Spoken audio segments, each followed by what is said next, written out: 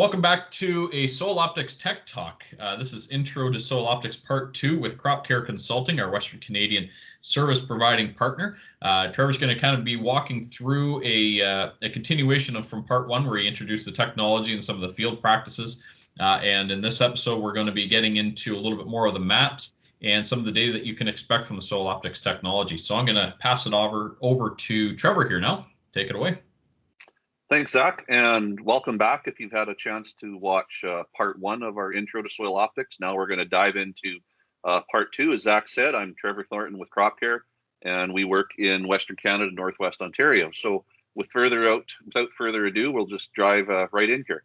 So now we're going to start looking at the maps, which is really the meat and potatoes of what we're looking at. And this is where the value really starts coming back for the SoilOptix. So this is a list of the current layers that Crop Care offers to its growers and other partners that we have in Western Canada. Macronutrients, all your macronutrients, NPK, S, calcium, magnesium, sodium, salts, micronutrients, boron, copper, iron, manganese, zinc. Your soil properties, looking at your CEC, pH, organic matter, general fertility index, which is kind of a neat summary that we get from the lab that we use. Wetness potential maps based off of that survey data and drainage intensity, certainly the total count. And then we also look at a bunch of different ratios. And talking with some of our partners in Western Canada, there's probably going to be more ratios coming in the future as they're researching some of the value of some of these that they have with with their growers. But looking at, for example, the potassium to magnesium or the calcium to potassium, or more importantly, that we found a tremendous value in is potassium to boron map, but it really helps takes big data to make it small data so that we can turn it into actionable data. I intentionally skipped over this here right at the top, the texture analysis. This is something very unique to SoilOptix. It's one of the only companies and providers that give you a true texture layer. This isn't something that's estimated off of a CEC because this does predict your texture analysis, but we're actually measuring this. So we got physical sand, silt, and clay layers, which is pretty neat because we can use that when we're building any of our VR prescriptions. We've also added some added maps to what we're doing. So we've added a wasted fertilizer map. We can create an optimum boron map for the field, clubroot risk. We've also added a scab risk for the potato guys out there. And then more coming. We're potentially looking at some different maps or different disease maps. So I think just our imagination and time will limit us on where we can take some of the correlations of the nutrients that we see with the SoilOptix. So our clients and strategic partners currently get over 40 maps. We kind of talked about all of these. The Wetness Potential is basically a water flow map that you put over 3D. But realistically, we can put any map over 3D at the grower's request if he wants to see how his nutrients are laid out over his field. One that we just wanted to show you quickly here was the Clubroot Risk Map, an extra map. This was designed talking with some pretty good agronomists in Alberta who have serious clubroot problems.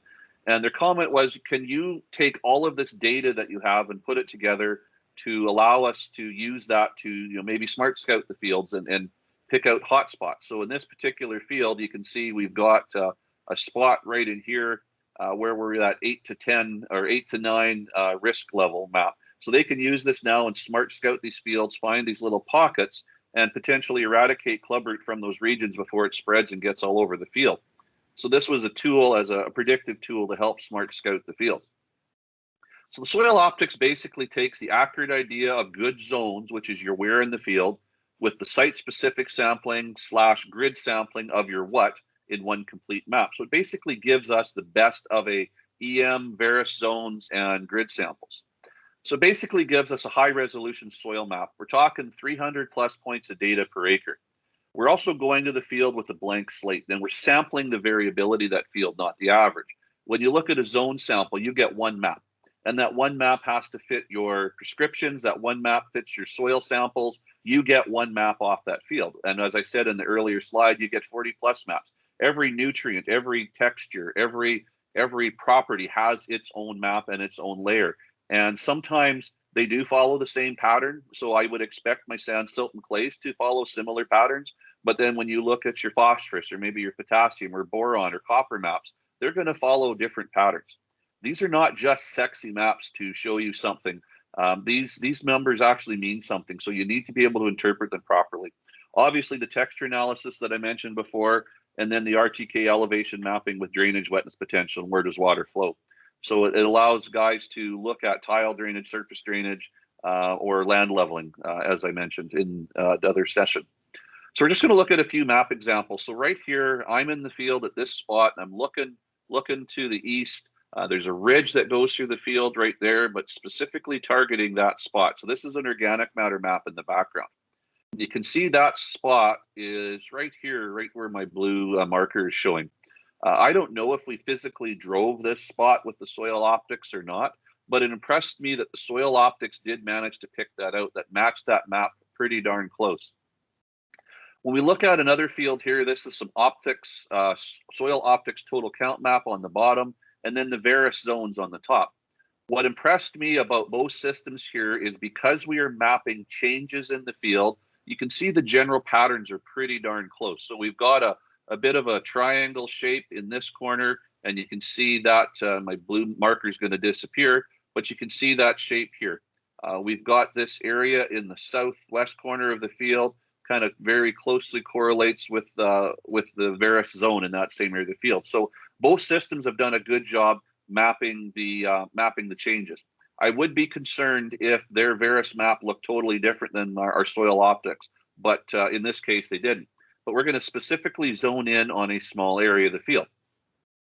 So when we got to this field to look at it, we spent hours in this field because there's a lot of stories this field was telling us.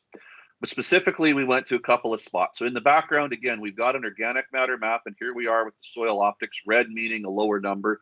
And you can see the potato crop here is not doing very well at all. It's almost finished. There's no more yield potential there. It's done. Walk a little bit further away, and we get into this green spot, and you can see the potatoes in that spot are absolutely thriving. Potatoes, corn are fun crops to work with because they scream what's going on, because just of the way the crop displays very maybe subtleties in the soil, where other crops like canola, wheat, barley, etc., are very subtle on what they're telling you in their soil relationships. But the thing of it is both of those spots were in the same zone. They didn't fertilize off the Soil Optix in this field. They chose to fertilize off the zones. But these are only 60 feet away from each other, and vastly different response in the crop. Should the same? Well, absolutely not. Here's a picture of soybeans from a couple of years ago, and I'm up on this spot right here. You can see I'm on a bit of an island, and the soybeans look okay. Notice that we're at 1.9% organic matter and 67% sand, and this is the one that I want you to remember as we look at this next picture. So we went from this spot, backed up a little bit, and we're in this spot. So this is a sand layer in the background, and you can see this potato, or this is a sand spot where we were just standing. And this is where we've moved to. And you can see the correlation of the soybeans here. They're not doing very well. Look at organic matter actually went up 0.1% here, which is almost, call it the same, but our sand jumped up to 75%. No amount of different nutrition would change this. Moisture could have helped, but we're dealing with textures in the sand. So we also got to realize there's some things that we cannot change and cannot influence when we're being dealt the cards that we're dealing with the way that Mother Nature laid down the sand originally. Here's another field. We're looking at corn, looking from this spot, looking north, and the lower organic matter again in the background. And you can see the corn's not doing too well. Turn around and look south, and you can see the corn's thriving. Better organic matter, holding more moisture. The irrigation pass hasn't made it around this field yet, so the corn in the end turned out okay. But this was just that transition where it just didn't quite get to that spot yet, but a strong correlation to that organic matter and what we're seeing in the crops. Here we have a field of wheat, and this is actually the red and orange area. Well, the map is, here's another field of wheat. Looking at the map, this is actually a potassium map that we have in the background. So your reds and oranges are lower potassium, your greens would be higher potassium. And looking down at the wheat in that spot, you can see the wheat's not thriving. It's not doing very well. We go to the back corner of the field, and you can see now that the wheat is looking fantastic. The grower was supposed to go out and touch up the potassium in those areas, but forgot to. So we took him some samples and put them back in the shop. Now, these aren't the worst of the worst because we didn't want to beat them over the head too much. But you can see the plants, they're not thriving, they're further behind. We're starting to lose bottom leaves, a little more disease in them. The yield here isn't going to be very good, and a simple application of potassium would have fixed that, no problem. So we can look at the different nutrient interactions and what's causing what we see in the fields.